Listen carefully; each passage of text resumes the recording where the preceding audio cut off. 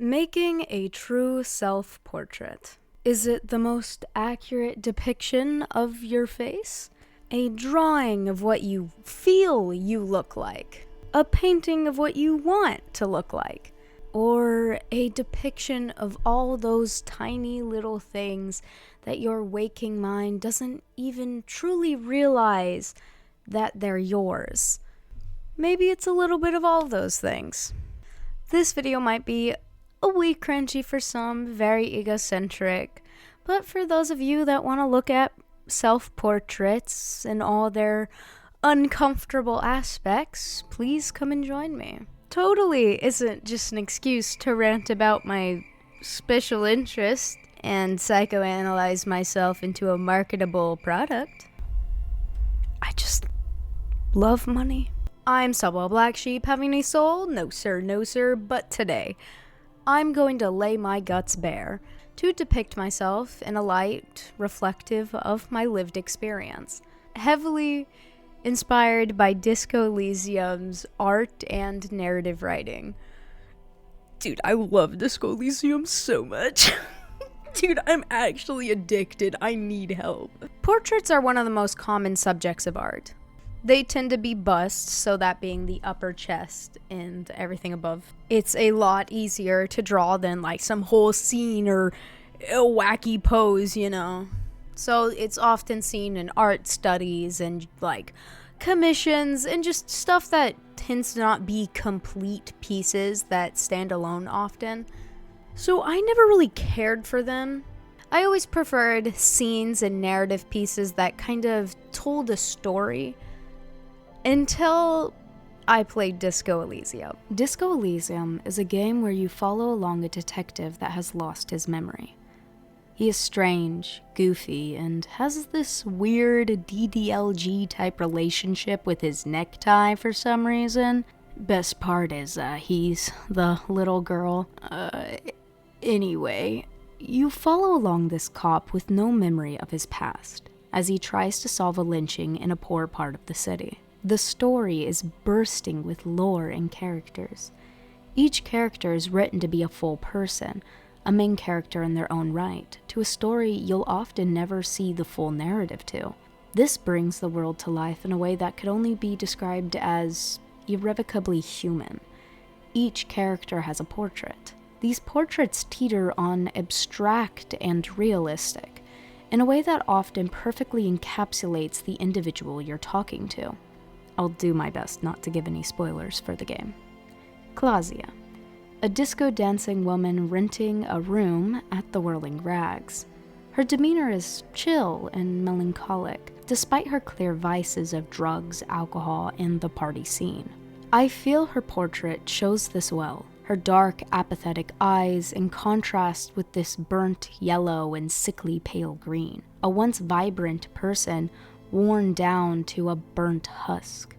Her negative Cantel tilt makes her eyes seem mournful and thoughtful.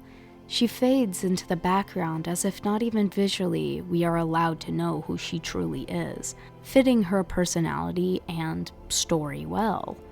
When you start the game, your character's portrait is this muted, smudged depiction of a man. Only once you go to the mirror do you see yourself and truly unlock your real portrait. A face blotchy red and bloated by alcohol. Worn eyes and an eerie, sympathetic smile. A smile that lingers on disconcerting and strangely comforting. It fits the character of Harry Dubois well, a man enamored with his ex-something that has left him long ago, stewing in this grief and self-pity for years on end. Harry is emotional, and kinda like a preteen girl overly invested in a boy band, he is raw and unfiltered, eccentric and funny. It makes him a very charming character to be inside of. Metaphorically and literally, if you know what I mean. I have terrible fucking taste. His character design and portrait fit his narrative well. From his build, weird expression, to even his mutton chops, he is soft and strange, whimsical if it was a person. Disco Elysium doesn't want its characters to be some marketable plushie or haphazardly plastered on a body pillow or some freaky poster slapped on the wall of a chronically online 17-year-old's room. The characters often feel too real for that. The designs are so human. It'd be like gooning for the homeless man on the corner or the underpaid wage slave at your local McDonald's. Which, I suppose, people copulate with those individuals, so I guess someone does goon for them to some degree, but that's neither here nor there. Disco Elysium's portraits retain their human beauty. The wrinkles, the receding chin, the tired eyes, the acne scars, the double chins. Things a lot of us have or have loved ones that do have, being shown on the main characters even. Not an object of coincidental attractiveness, oopsie, everyone in my story is ahead as hell. They look realistic, yet the portraits still maintain a sense of abstract mystique. Now, I'm an artist, and a self-obsessed one at that, if that wasn't painfully obvious. Almost all the women and femboys I draw, they look like me, because I just have a massive chode for my own appearance. Apparently, be it justified or not, I don't know. But if you take a look at all the art pieces I take immense pride in, they're all old, sad men. I very rarely ever render art pieces of my female characters that tend to resemble me in some way. And I started wondering why. Was I getting bored of my own face? Or was it even me to begin with? Okay, it has my jawline, upturned, sad eyebrows, and if you compare it to a photo like this of me, you can definitely see the resemblance. But what about this? It's still me, but it suddenly doesn't look as accurate anymore. The thing with the pieces I poured my heart and soul into is that they're not purposefully angling their face at a 3/4 view so we can just avoid that one eye is just higher than the other, or that my nose is like crooked, or to hide their weirdly squarish round face from a front-facing angle. And I realized I never take photos of myself facing forward at the camera because I always think it looks really weird. Small lower third gang, where you at? I'm not a particularly vain person. I just walk around in PJs all day. I'll go in the store in PJs. I don't really get dressed, and I don't really consistently wear makeup outside of like occasionally I'll wear it in videos or if I'm like doing a cosplay or something, but I don't really know much about it and I don't really know how to use it. And I just don't do those things because they don't really spark joy. For those who it does spark joy, Picasso, mwah, you're beautiful. That was homosexual. Nothing wrong with that. But I'm also aero-ace, so like trying to look good for an attraction purpose is completely... Honestly, I do the opposite. I try to make myself unattractive sometimes so people won't be like, hey mama's, like, no. Unless it's a hey mama's lesbian. Then yeah. I'm losing the plot. Yet I still have this strange, quiet proclivity for visual attractiveness. And it honestly just comes down to power. Something I've been obsessed with for so long. Holding power over everyone around me. Only thing I give relative power to outside of that is the vodka bottle. I'm not an alcoholic. You hold the cheap plastic bottle in your hand. Label reads, 80 proof. Taka. It whirls in a sanitized clear sparkle.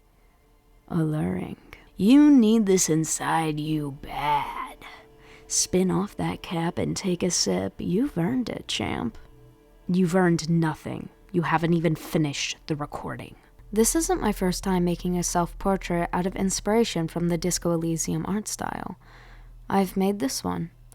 This took me about 30 minutes, and I mean, I guess it looks like me.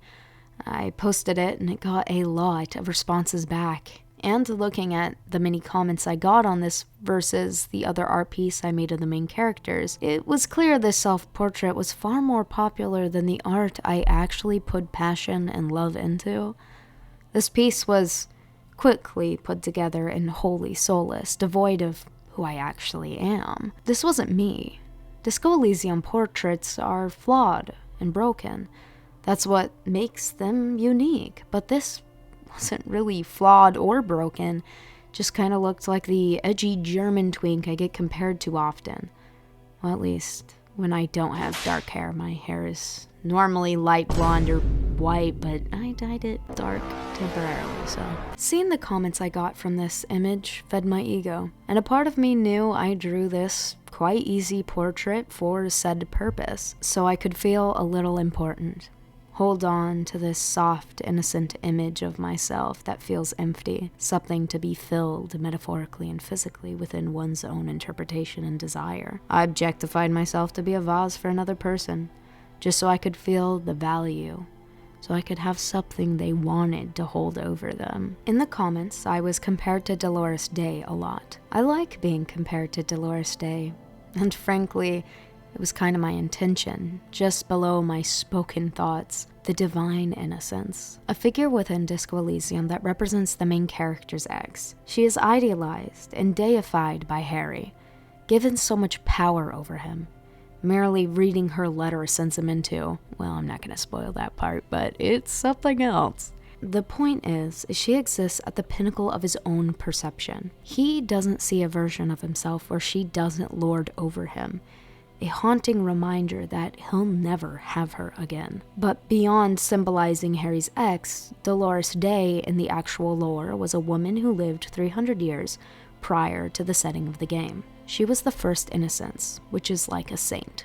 She ruled an empire and was seen as this compassionate god, but also a feared tyrant. Her kind demeanor juxtaposed by her inhuman war tactics. I liked it, to be frank, being compared to her character.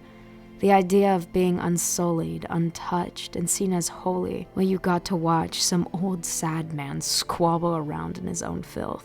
Playing the game, I couldn't figure out if I wanted to tuck Harry into bed, make him soup, and kiss him on the forehead, or pump him full of copious ounces of wine and street speed, and tell him he'd look so pretty with his insides decorating the wall, to pull that trigger. His humiliation was tantalizing, to say the least. I tend to have a very creepy, predatory interest in dysfunctional older male characters. Embarrassing, but like I can't hide it. Like, they're just so cute. It's like a little dude. Like yeah, cry, please cry. I want to watch so bad. Truly brilliant writing, as it made me confront why I wanted to be viewed like Dolores Day when I'm nothing like that concept. No one is, truly, but there's definitely closer individuals than me. I'm blunt, self-obsessed, apathetic, a workaholic, arrogant, and relatively judgmental. I'm not someone's ideal. I mean, I still like myself and have compassion for myself and others, but it's clear I fear people rejecting me for what I actually am, an apathetic and spiteful person. Because if I'm hated, I have less stability, less means to support myself or rightfully be kind to myself. But putting value in that to begin with is what birthed said instability. Probably why I have a weird soft spot for unconventional, sad older men. They are the pinnacle of power, yet fully hated. I empathize. I see myself in it, this need for a power grab, but knowing you are something so many people despise. Time to break down the portrait. I want to break up the analysis into multiple parts to deconstruct each aspect of my identity and what is important enough to show in the final piece. Each segment will have an introspective interpretation, then an external perception, where I'll ask some of the people around me to give their insight. So watch me get roasted by my loved ones, pretty much. Morality.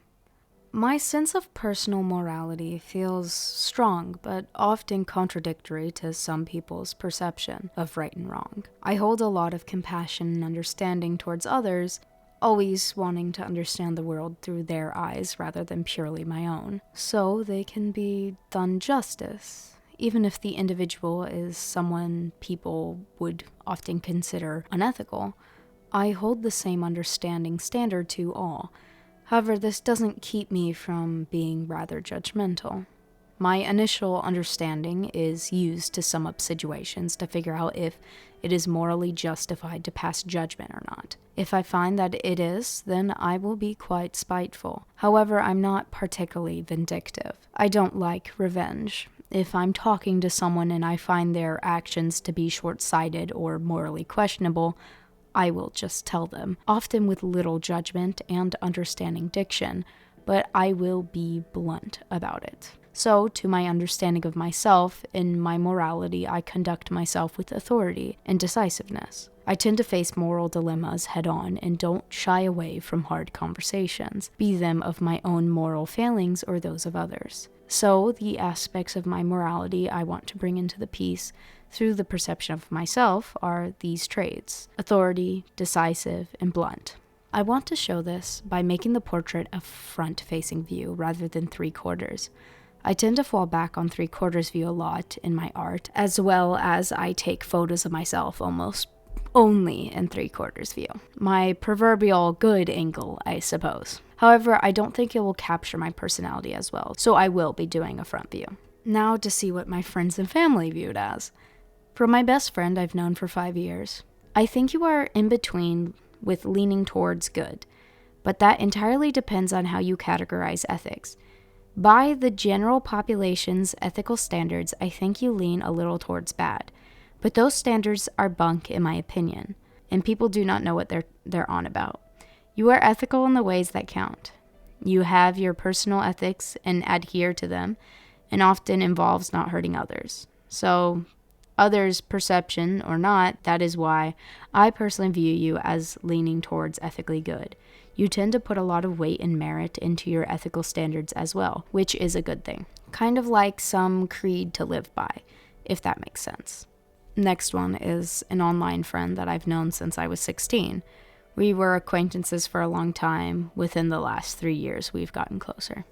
Well, I think you're a good person, of course. You're very ethical when it comes to people and pretty much always know what to say or do when it comes to human interactions and making sure everyone is heard and everyone feels comfortable. However, to me, I feel like you place too much importance on the self-help aspect of stuff, which I see as unethical. I think you have a pretty strong moral compass, which I look up to. The next one is from my older brother. He is 10 years older than me. It inspired me to be the artist I am, and I have looked up to him my entire life. Although you seem to acknowledge moral relativism, you know moral structure arises from historical and cultural framework. You still have a defined sense of morality, one that is initialized upon emotional experience, and later examined and structured by narratives and rational considerations. From these accounts, I can add more perspective on the initial creative conclusion. Seems for my best friend, I am morally defined by a sense of misunderstood justice. For my online friend, I can be seen as understanding but lingering on the side of a savior complex. And for my brother, I interact with morality in a both detached and defined personalized sense based on a rationalized conclusion from my emotional response. It is undoubtable, a part of me has a bit of a savior complex, wanting to rebuild and lead people to a sense of themselves they can enjoy in the way I enjoy myself. This can be harmful as it doesn't always consider the path the individual is on and the framework they exist in. We can show this through the divine imagery, like a circle behind the head, perhaps off in color to represent its fragility and falsehood. External values. My external values are representative of how I perceive the world around me, view the people in it, and where I stand among it. My values are characterized oftentimes by a sense of detachment and the bigger picture. Growing up, death was a fact, be it from a 5-year-old me playing too roughly with toads and crying endlessly as I tried to rationalize that they were just sleeping, that I didn't kill them, to me watching my chickens be beheaded and run around the yard to later eat at around 8 years of age. Being 8, trying to save the maimed, gored-up moles and field mice from my cat, trying to nurse them back to health, but failing every time as I didn't know what to do. Or when I was 9, and I woke up one morning to my rabbit, who had mutilated and ate her babies in the night. Later, she had a stroke, and I had to ask my father to kill her as a mercy. All created a weird interest in death, as each death left this sickly sweet tar at the back of my throat. Nauseating curiosity laden with empathy laid the groundwork for the 2 big events that cemented my core philosophy. First was the death of my father, a few days after my 13th birthday. For some reason, his death didn't come as much of a surprise to me. I loved him, of course, as he was the only one in my family that would show me consistent physical affection as a child. However, I knew he was a morally complex man, to say the least. There were moments of his lapse in judgment that would put me in an uncomfortable situation, and all I could really see is the self-hatred and disgust he felt. I felt compassion and confusion. His death was freeing. It was likely the contributor to my strange proclivity for sad old men and the weird desire to have power over them, or be them in some sense. I remember looking at his corpse and thinking, everything will be okay. It's the right time. I wasn't disturbed by it, despite his pale green skin and these splotchy purple marks all over his neck where I assume his blood vessels perhaps popped. I wanted to touch it, but there was too many people in the room, so I couldn't touch his face. I cried in private for some time, but the tears never felt sad, more so hopeful. The second event that solidified my external philosophy was when I was 14. I had a close friend that was a little deeper into the concerning side of the internet than me. She told me she found a video of a woman being unalived. Curiosity killed the cat, so I told her to send the video to me, and she did. There was a young woman in a group of what looked like to be no more than 14-year-old boys. These boys beheaded her and stabbed her multiple times. The sounds of her sickening gurgles and the jovial jeer on the boys' faces seemed so detached from the horrifying reality as they held her head up to the camera, her jaw slack and eyes empty. I mulled over the video for some time, refusing to distract myself. I stewed in that thick, heavy dread for a day, realizing that could have been me, or my sister, or my mother, or brother, or friend, coming to the realization that death didn't discriminate. Everyone could look like that if you just started taking them apart, identity washed away by pools of the accumulating blood beneath you. A victim before your hobbies, stories, and day-to-day.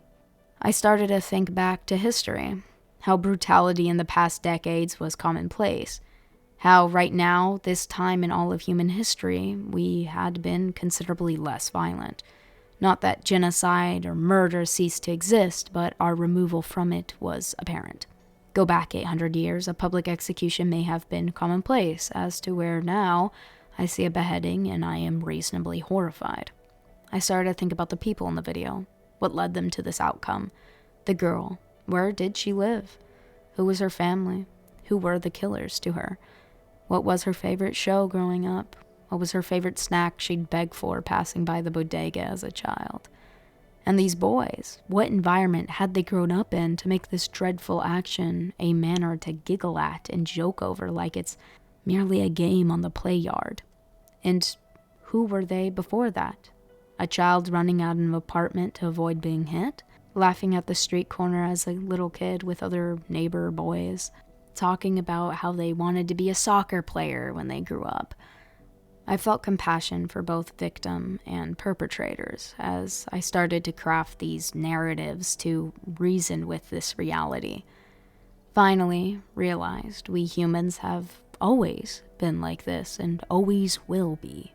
Does the best exist without the worst? Does compassion and empathy exist outside of despair as a backdrop? What use is kindness and virtue without opposition? In this, I found beauty in the disturbing video. I wanted to protect the woman, of course, and I think we need to fight against these awful realities. And people, like those boys, they should be in prison no matter how much compassion I can feel. However, I also don't think there is meaning to life outside necessary depravity. So formed the paragon of my philosophy. Everything has to exist for everything to exist. Everything has a role in the whole that is the narrative of the universe. So I accepted it. What happened to the woman? What happened to my father? What happened to me? And all things to precede it.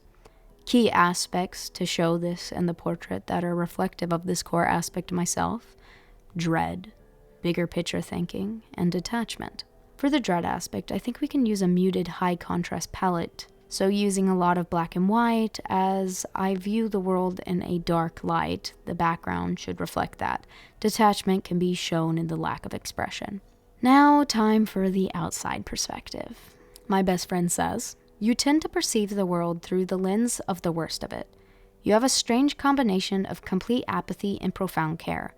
Honestly, I think seeing the bad as lucidly as you do and finding the value in the bad has made it easier for you to find value in everything. Of course, this has its limits. You still know when to leave something be or when something is wrong.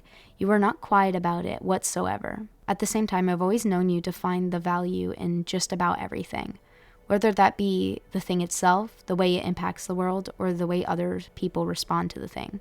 Sometimes it seems like you see yourself as removed from others, and you can be a bit stubborn in your viewpoints until proven entirely wrong. You tend to be very immersed in narratives and facts. But at the end of the day, you view people as people, fallible, ever-changing, as they are, often seeing underneath how they present themselves." My online friend says, "I think you view the world in a place that is full of opportunity. Like there's always an opportunity to get better and succeed. However, I find that you see the odds as weighed against you. And that's why you have to work extra hard. You are open to new things, but also the right amount of caution, so you don't make bad choices or get yourself hurt." My brother says, "You see others as beings at the forefront of their own stories. Those narratives at times interest you and other times do not. However, no story in your mind is as grand and immediate as your own. In some capacity, you are the deity of your world, existing as a supreme agent with autonomy to manifest and define. You will willingly journey the paths laid out before you, confident in your sense of self to know and explore both the macabre and transcendent. Your self-centered and illustrative world model, underpinned by your values, I believe has the effect of conjuring your ego. But you've become wise enough to shift into perspectives to temper your hubris, to mediate both ossification and blind grandiosity. With my best friend and brother, there is a sense of a line being walked between expressing a sense of superiority, but holding value to the narratives that exist outside my own. Each perspective mentions there is in me an undoubtable confidence in how I view my place in the world and my ability to traverse it, no matter how difficult. Internal values. Defined by how I view and treat myself, how I interact with the mental world. I exist as the pinnacle of my own worldview. The way in which I perceive myself is one subjected to an introspective narrative. I deeply value work ethic, my own suffering, and this unwavering sense of self and volition. My one truest love is myself. The thought of hating myself is not a reality that could exist in my world model. I am, however, fallible, capable of fault and growth. I recognize I am the center of my universe, but not the center of others. In this, I walk a line of awareness of my singular limited nature and seeing God in my sense of being. In this, I am flexible enough to accept my nature, the human ebb and flow, but as well be blinded by a self-written narrative of my own grandiosity. This sense of self is not much rationalized by a series of events, but how I've conceptualized my own identity from a young age. There are, however, a few events that display this strangely introspective nature from a young age. When I was 5, my brother did well on some test or something and was rewarded. Our mother bought him some bubble gum, the sort that came in the pink roll. I quite enjoyed this candy, and when he wasn't home, I snuck into his room to find the gum. This action was mindless, a simple set of actions and reactions. I wanted something, he has it, I go get it. But As I was about to open the drawer to where the gum was, I stopped. I considered the morality of the action and what I could compare it to. I was born into a Christian family. I am not Christian, but we went to church every day growing up. As I thought, well, Jesus wouldn't steal this gum, so why should I?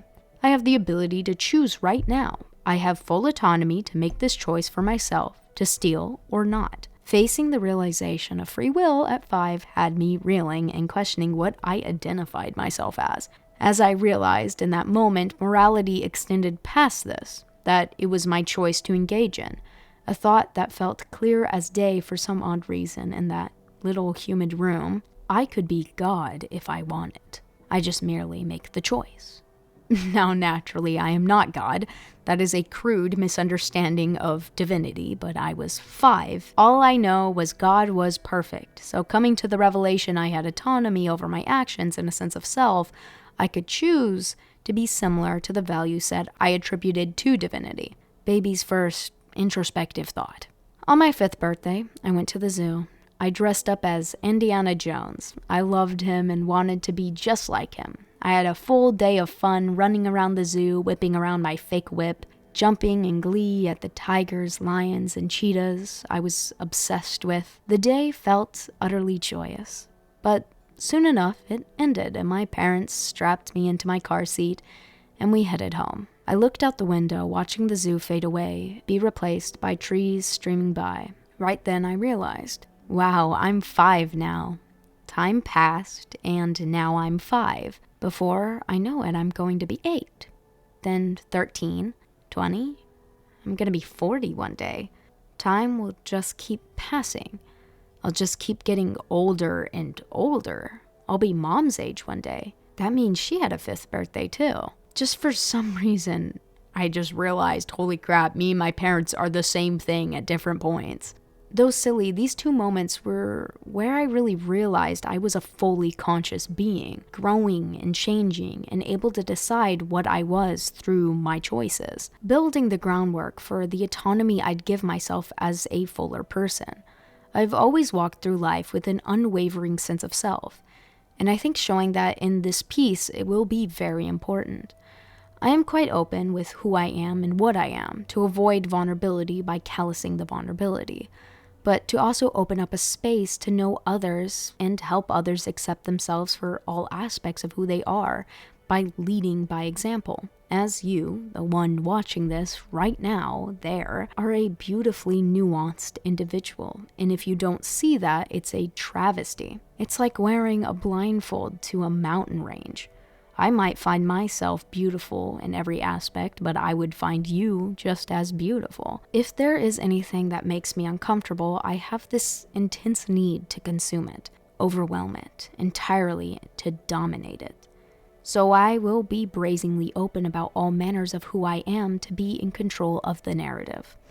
Because I'm a control freak. I don't step on the toes of others with their own choices, but I will not allow anything to be in a higher seat of power than myself within my own personal viewpoint. Not that I believe this is a healthy coping mechanism, it's more so just is how it is. It's just how I interact with the world. And I do what I can to keep it under control, as I realize it's an unhealthy projection. But it also has its benefits. So things that are very apparent here are free will, control, and introspection. The control aspect I think we can show by keeping the front-facing view, but having my body slightly turned away, trying to protect myself by not giving up that control, but holding the blunt authority of staring down the viewer. Free will feels yellow to me for some reason, so we could use some yellow within the palette. Introspection is a core part of my whole value system and the sense of self, so I think I need to show it, but I'm not entirely sure how. No matter what I do, this portrait will not be able to hold my being in its entirety. So the more I pile on keywords, the more it just kind of gets washed out. Now for the outside perspectives. My best friend says, that one's actually a bit harder for me, since a lot of the time you don't discuss all of the ways in which you perceive yourself, more the world around you. I know a few things, but I think a lot of the deep dive stuff is very personal to you, and this is one of those things you keep closer to your chest. I know that you think highly of yourself, rightfully so, but at the same time, you don't spoil yourself often. It does seem at times like you view yourself as one with your values, such as work ethic and things of that nature. I know you know all of the things that are true about yourself, that you are a great artist, that you are a hard worker, that you are polarizing, and the thousands of other things that make Saba Saba. You carry a very strong self-awareness about you, to the point that I don't really need to tell you anything about yourself or even express when I feel hurt by something you've said. You already know, and if not, I trust that you will end up introspecting and figuring it out. You are quite independent. As for understanding on a deeper level, you are very well studied. You tend to disagree as a means to get a deeper understanding. And honestly, I can see why. There's no way to get a full picture like playing the devil's advocate. You seem to take a very analytical approach to things. You've never really been one driven by emotion. To add on to the beginning, you will yap about yourself until the cows come home. But also, I know that there are aspects of your self-perception that I have yet to hear in clear words, I think. My online friend says, I think you view yourself as someone who is meant to influence others via philosophy or works of art/writing. I think you're confident in yourself and your abilities, and you're always looking to improve your skills and become the best artist, etc. I think you place a lot of value in working hard and bettering yourself. I also think you understand yourself on a very deep level and have no issue with being introspective. My brother says, you love yourself. You are an illustrative god canonized in a deeply rich, subjective, and contextual narrative. Regardless of your abstract embedding space, it doesn't entirely subdue you. Rationality and philosophical conceptualizations are still propensities you have that can clear away the fog of the phenomenal. Generally, everyone is in agreement. I view myself really highly, which I think can be shown through the false god-esque imagery. Personality. Personality is defined by my surface-level interactions and day-to-day temperament. I am satirical, clever, and crude. I cuss like a sailor and rarely filter my words. I tend to take a sense of pleasure by saying the quiet part out loud and an interest in shock humor. I'm often more enjoyed in doses, to say the least. I'm sensitive, and that can make me incredibly understanding, but also volatile. This volatility isn't noticeable normally, but tends to be shown in how quick I am to drop things and people if it doesn't meet my standards. This dropping tends to be quiet and undramatic. I isolate myself. I spend almost all my time alone, working on art projects, which has made me socially awkward, which is why I tend to fall back on this strange pariahhood identity. I tend to be polite on the surface and frank. Once you get to know me, I'm caring, but in a way that avoids emotional intimacy in favor for a clinical tone. All that to be said, I'm flawed. I do my best to avoid these things, and my day-to-day remains relatively peaceful and my friendships remain amicable. But I am certainly not everyone's cup of tea, and I don't really hold that against people, which is partially why I tend to isolate myself, protecting myself from others, and honestly protecting others from myself, because I'm aware not all my emotions are valid to take action on. That, and I honestly just have a massive hard-on for being alone for 20 hours a day working on little projects. Keywords to be used here: pariahhood, isolation, and volatility. Let's see what the others say.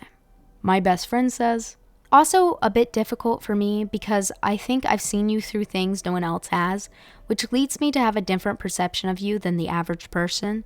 You're incredibly smart. You can be quite excitable and passionate when something catches your eye, such as Disco Elysium, and you approach a lot of things with apathy. You can come across as analytical, almost like you're studying everything around you.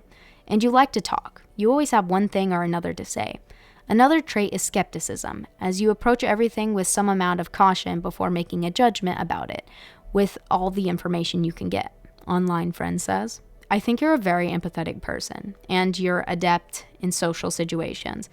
You can be very opinionated, and you lead conversations a lot without taking over the topic or making it about you. You know how to make people feel comfortable sharing and know how to make them open up. You're really helpful and caring. I think you're really creative, and it's really important to you to try to enable that in other people. I think you are more of a type A personality that tends to be dominant in social situations. My brother says, on the surface level, you are engaging, sincere, funny, outspoken, and atypical. As with most anyone, the context of your situation assembles you to become in the moment. but the hooks that often contort others' behavior do not have the same gravitational pull. You do not often betray your feelings. You will unabashedly present yourself, whether it makes you a pariah or a savior, within the moment. An activity you take pleasure in, and almost a sense of superiority from. A few notable traits of these accounts are apathy, leadership, and sincerity. Apathy can be showable through detached eyes, leadership through good posture, perhaps sincerity can also be displayed through softer eyes. We'll see what we end up putting in the final piece. Visual appearance. My visual appearance is an interesting one, as I'm vain in a way that is betrayed by conventional means. I don't think I'm conventionally attractive. I have sharp, androgynous features. I like the way I look and don't really do anything to enhance it. I don't often wear makeup or even really have a consistent style outside of PJs. Being visually appealing is more so a means of maintaining social power. However, there are aspects of my appearance I often overlook as I don't find them attractive. My nose leans to one side, one of my eyes is higher than the other, and I have what most people call a butt chin. I don't much hold shame in these parts of my face. They just are what they are. But when it comes to drawing myself or taking photos, I do what I can to not add them or obscure them by only taking photos at a 3/4 view angle. In the portrait, I want to add these parts of my features that I tend to avoid, as, they are a part of me. It's just what I look like. I will, however, be giving my portrait white hair, despite by this time of recording, I have dark hair. That is because white hair has always been like a weird key identifier for me. I was born with white hair. I grew up and it kind of grayed out to an ash blonde. At 14, I started bleaching it, and I would have remained bleaching it if it wasn't for two reasons. The day job I have involves being in chlorinated water for hours on end, and it has caused temporary damage to my scalp. So last time I bleached my hair, I gave myself a really bad chemical burn as the pool chemicals weakened my skin. And the other one is I'm going to a convention soon and I'm cosplaying Kim Kitsuragi. So I gotta have dark hair for that. I'll be going back to white soon, though it is very un-Disco Elysium of me to make my hair white for personal preference, as the game unabashedly is raw and just is where people are at. But I'm gonna let this one slide. Now for the final perspectives of others. My best friend says, "You have a very ethereal, alien-like pretty to you, even more so in person than you do online. And that's saying something because it was already there on screen. Your features are sharp and soft at the same time. It feels almost illegal to be around you, but that could also just be because we only had known each other online up to that point.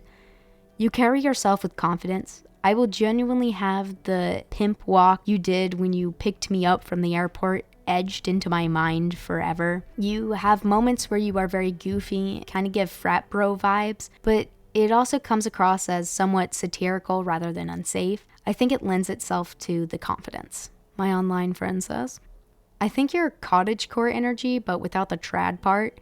I think your appearance is a big part of your identity, especially your hair. Your hair is really identifiable as Saba. I think you're feminine, but also androgynous at the same time. Like you have a certain androgyny, but you also look like being feminine. I think you're confident in the way you look." My brother says, "You have thin but voluptuous hair and a soft Nordic complexion often associated with youth. You prefer comfort, but as an aesthetic, will dress yourself to display prowess. You take pride in your appearance when it comes down to it. Most notable traits seem to be my confidence in the way I present myself, which can be communicated through posture." This is a pretty good outline for the final piece. But before I reveal the artwork, I would like to take a moment to show some portraits made by some of you guys. I asked y'all in the Discord server if you had any portraits of yourself or a persona or OC, anything that felt reflective of you that you wanted to add into the video, and you guys did a phenomenal job. Absolutely amazing art, and I would love to share it with you guys. And all the art I'm about to show you, I'll link the social media of each artist down in the description, and I highly recommend you check them out because these are some talented, amazing artists. Art should be a comfort to the disturbed and disturbing to the comfortable, said by Caesar A. Cruz. It's something that I and all my art lives by. Most of my work that hits me the hardest is vague horror about my trans and non-binary experience. I normally project this onto the characters and the stories instead of depicting myself. Ironically, my dysphoria made me depicting myself hard, even if struggling with being trans was something I was already depicting. So I decided to embrace my pain by actually painting myself. I covered my face out of respect for the feelings that got me here. I depicted angel wings ripping out of what is physically my chest. This was for the very real pain felt with my feelings, but how free I felt in embracing them. The butterflies are for my uneasiness, but also my change in finally accepting to let go and be free. The first one is about sacrifice, a blues style that explores sorrow. Kinda sad, but it reflected the moment of time that it was from, almost like Picasso's blue period. There are moths attracted to light, burning themselves, symbolic of the stress I had gone through at the time. The second one is about insecurities, based off myself in the bathroom, checking my face for imperfections. It was a moment where I didn't really like the way I looked, obsessing over acne, the size of features, and all that jazz. I'm a lot happier with how I look now. While not a self-portrait in a traditional sense, my OC Briar is one who is based around a lot of my own traits and flaws, so I do see a lot of myself in her. I work through a lot of my own struggles with her, and this piece is one of those pieces. For context, Briar is a half Bandersnatch, which in my universe, Bandersnatches are basically people who turn into beastly monsters. As a result, she has a craving for human flesh.